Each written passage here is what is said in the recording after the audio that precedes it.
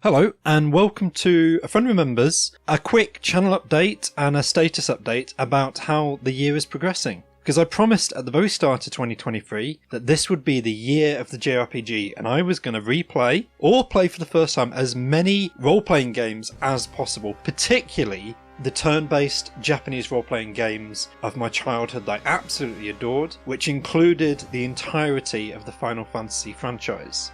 Obviously there was a little bit of a delay because I began in January. I released 5 videos across January and February covering a range of different franchises, but I was really waiting for the Pixel remasters to come out, which I bought on release day. I've already finished 2 of the games. I'm waiting till I've done the 3rd and then I'll upload reviews and why you should play Final Fantasy 1, 2 and 3 sequentially to cover a decent amount of the franchise in a marathon for this channel. There are a load of other franchises also worth your time though. But something else happened in February, which has caused not a delay, and it's not the reason there's not been so many videos. The reason there's not been so many videos is my life's really busy right now, and role-playing games are slow. They take a long time. I have finished a few more of them. I've got some stuff, some thoughts ready to record on a couple of different games, but it's not a very easy franchise to run through one a week. I managed that for a month and a half. None of these games that I released this year were played before January. They were all live for this year, new fresh experiences, and is it worth in the modern age visiting these either relatively recent or in some cases ancient dawn of video games for Dragon Quest or Phantasy Star? Are they worth going back to for the retro video game fans out there, for historians of the genre? I genuinely think they are, and the Final Fantasy franchise is a part of that, but these games take more than a week to complete, so of course I knew there would be gaps and delays. But something else happened this year that made me think and pause. Now, Final Fantasy is not the first Japanese role-playing genre game out there. Some people would even argue Dragon Quest wasn't the first. I think you can put a mark and say that is the first, but definitely Dragon Quest took influences from other games. Final Fantasy took influence from Dragon Quest and brought it to the United States and to a lesser extent Europe. Phantasy Star brought it to Europe and the United States almost at the same time. In fact, it came west first. But Final Fantasy was the hallmark one. It was the one that made it popular. Final Fantasy was the series that saved Squaresoft, who are now half of what is called Square Enix, which is the titan of the genre. Final Fantasy 4, with a different title, and then 6 with a different title, defined the Super Nintendo as the best JRPG console of the generation.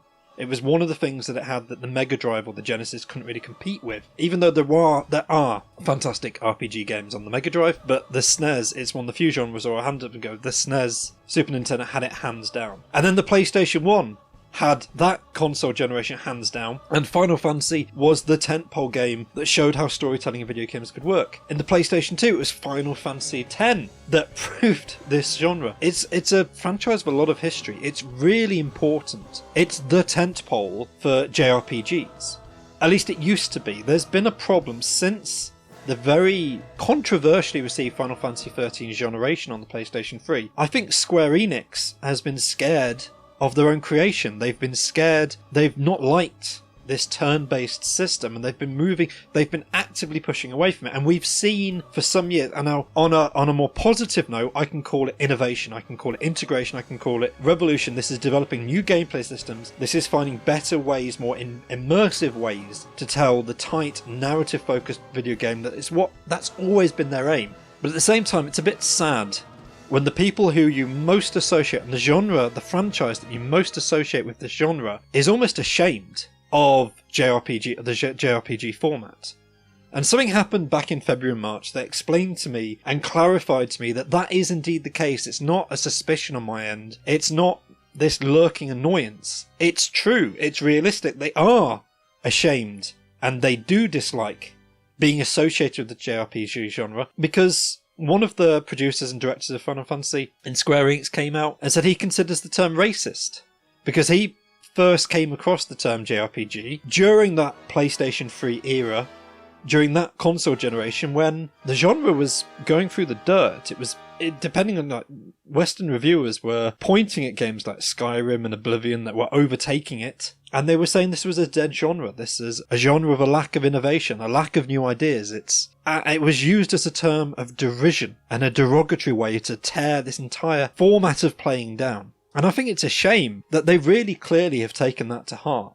Because no, the term JRPG predates that. And I'm not going to say that anyone should not... if someone's going to be offended by that term, then they've every right to be. But I would stand up and say the term predates that. The term was always one of affection. It is controversial. It is loose, what it actually stands for. Because there are games that follow that template that are not made in Japan. It does not mean a Japanese-made role-playing game. But it does tell you about a style. And it's a style that I'm personally very sad that the people who are most primarily responsible, the people who innovated and made that style and made it popular and made a series of video games that I love and adore, no longer believe in that style. They no longer want to be associated with that style, and they consider the naming convention that most fits that style to be derogatory against them. And that's a shame. It really, and I'm really looking forward to Final Fantasy 16, but it's not. It's very clear to me that it's not. It's the final evolution of moving away from that genre. It's stepping into a completely different ballpark. It could be a very good game. It looks like it'll be a very good game, but it won't be a JRPG. I'll cover it anyway. But it has led to a little bit of soul searching, a little bit of, am I in the wrong? It's a weird thing to stick your neck out for. All I can say is that it's a terminology, it's an acronym that means something to a lot of people. It means a method, a style, an aesthetic, a format that is recognisable. Now, it's a very broad format, and I love that diversity, I love that broadness. And anyone who was using it in a derogatory way, it clearly shows the limitations of their taste, which was quite popular. It was trendy to look down on JRPGs, but look at my Xenoblade Chronicles video and why that game on the Nintendo Wii was so revolutionary. Xenoblade Chronicles was part of the vanguard of revitalising the JRPG genre for the mainstream. Not saying that any games that came out on that console generation before Xenoblade were derogatory or had problems, but Xenoblade Chronicles was part of bringing JRPGs back to the mainstream, back to core critical audiences and the general public consciousness, and going, no, we've got big ideas, we tell really good stories, this is a valid format to tell a video game, to play a video game, to control your characters. And the indie gaming scene has been taking off. I've just been trying to complete for the second time the game Darkest Dungeon. Is it a JRPG? Well, there's nothing Japanese about it, but it's an excellent example of how to revitalise turn-based video games. And Atlas, I started... One of the other reasons I said 2023 is the year of the JRPG, it's not just the re-releases of all the Final Fantasy games, so you can now play every game but 11 of the mainstream franchise on the same console generation. You can also play Persona 3 Portable 4 and 5 on the same console generation. And there are loads of other franchises coming to Atlas, Persona, Shin Megami Tensei. These are brilliant publishers doing really innovative things, not just with storytelling, but in the way turn-based battles work. There's nothing derogatory about describing the game as following a format that was first established in that holy trinity. Actually, it's not a trinity, it's a four-way. Dragon Quest, Phantasy Star, Final Fantasy, and then the one that I think we forget about in the West, because it never had a Western release, Shin Megami Tensei. It predates Pokemon. That franchise was there right at the beginning. It was very much a dungeon crawler for similar age, similar history to Phantasy Star, Pokemon style control scheme, bonkers storytelling, and that franchise has spawned into only 5 Shin Megami Tensei. I'm not entirely sure what to call the game because it never had a Western release, and the early days of that franchise are a bit murky to me, largely because they never came to the West. But that franchise hails right back to that early days, to the same time period in the 8-bit generation. And those 4 series, Final Fantasy, Phantasy Star, Dragon Quest, Megami Tensei, the Atlas series, have defined a genre that is loved by billions. And if Square Enix does have a problem with me calling them JRPGs, I'm sorry.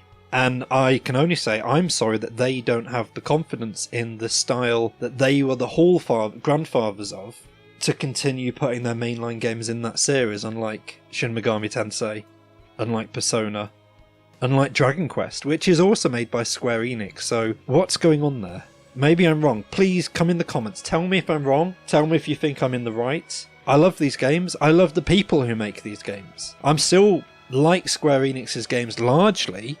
They do a lot of crazy stuff. They're moving towards NFTs. But the core games, the experiences beneath, the solid ones, the ones they put effort into, they're some of the best in the business. They're a popular studio for a reason. They've got a wealth of history that they treat so badly. And I think it's because they don't understand what they have. Anyway, there'll be more videos coming from this channel soon. Thank you very much for listening to this little self-introspection rant. Yeah, you know Final Fantasy is coming, and there's some really other excellent JRPGs I've been trying out as well. So videos will resume soon, once my life calms down, and I've actually got time to edit some decent videos for you, because I don't want to put anything else that's not up to standard, that you wouldn't enjoy.